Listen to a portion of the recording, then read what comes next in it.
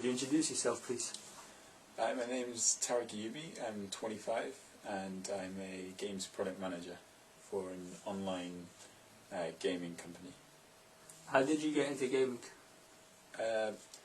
Everyone as a child loved games, loved playing games, and I kind of developed that a little bit more further. And when I wanted to study it, I wanted to see how they were made. So I chose that path in my education. If you look at my CV, you'll see it's all games related studying since college onwards. What was the first real games console that got you into gaming? The first one would probably be Amstrad, but before that there was these other consoles that we played where there would be just like these dots, Pong really, just a dot moving on screen, and you got one line to control, and your opponent would use their one line to play against you, just like tennis really.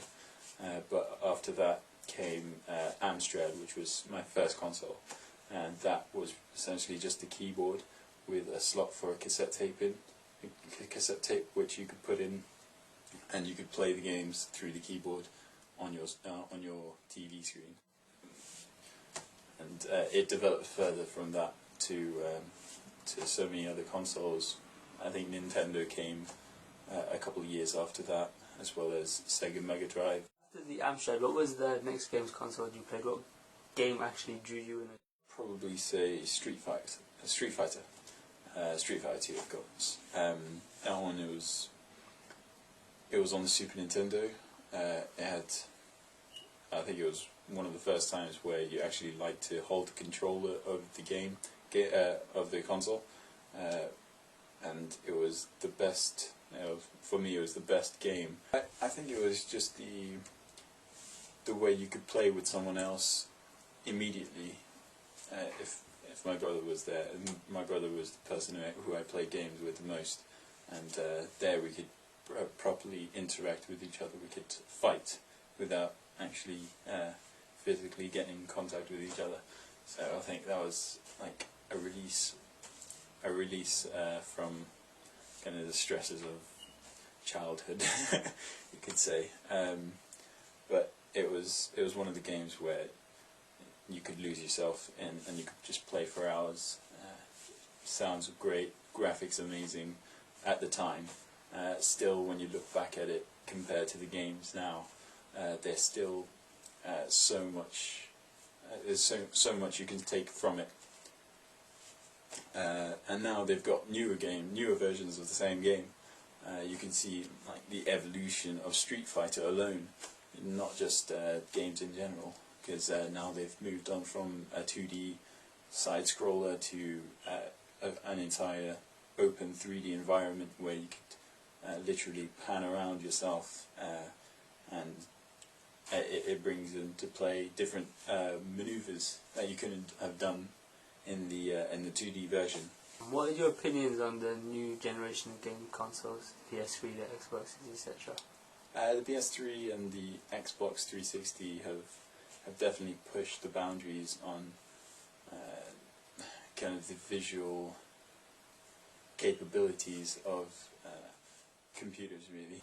And as for the Wii, it was one of the first consoles that brought up some different, some kind of unique way to using the controller. As soon as prototypes of the controller were released, of it looking like a remote control, I remember when I saw the first images, I thought, okay, this is probably going to be a flop, or it's going to be brilliant. And everyone thought it was going to be a flop, myself included, just because it looked too different, and they didn't focus too much on the graphics. Rather, they went towards that unique interactive feature. And that's why I thought it was going to be a flop. But when it was released, I bought one, and it's blatantly been one of the most successful consoles of all time. How important are graphics to the gaming industry? How important do you think it is in the evolution of gaming?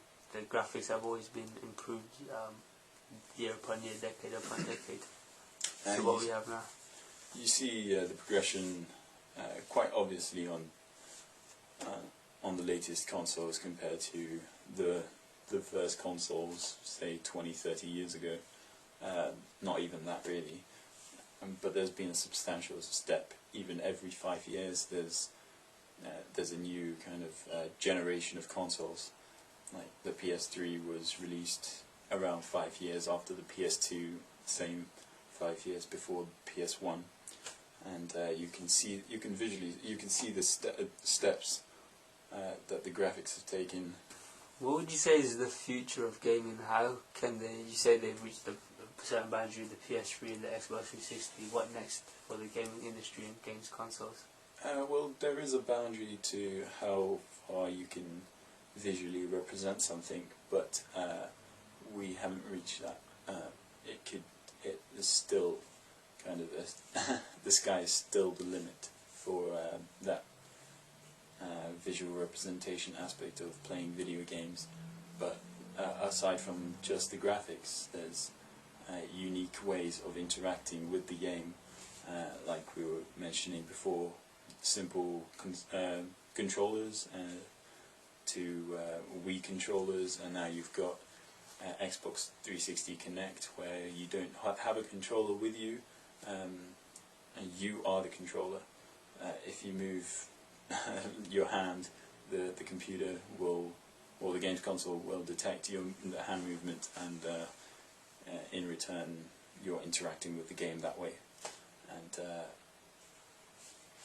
there's other possibilities as well. You can move into reading brain waves and brain signals, which is actually already available in the market, but isn't that popular right now because it hasn't been established as well as the other forms of interaction. But for sure, definitely in 5 years, maybe a decade, it will be quite standard. So technological advancements key to maintaining industry progression, is that correct? It is. It's what brings consumers back to the companies that are selling these games. It's what brings new consumers as well as. What other implementations of technology could you see them applying within this next 10, 20 years? Well, aside from reading brain signals, you could go with even deeper virtual reality, where you could either put on some goggles or even, say, put on some contact lenses and just think of playing the game, and you can see, like, probably on a screen on your contact lens of what you're doing, so you pretty much just sleep and play a game. That could be the future, but there's going to be steps towards that.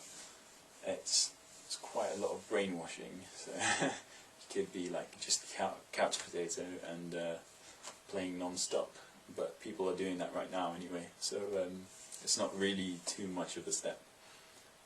It just depends on what the consumer wants, and depending on what the consumer wants, they're eventually going to get it.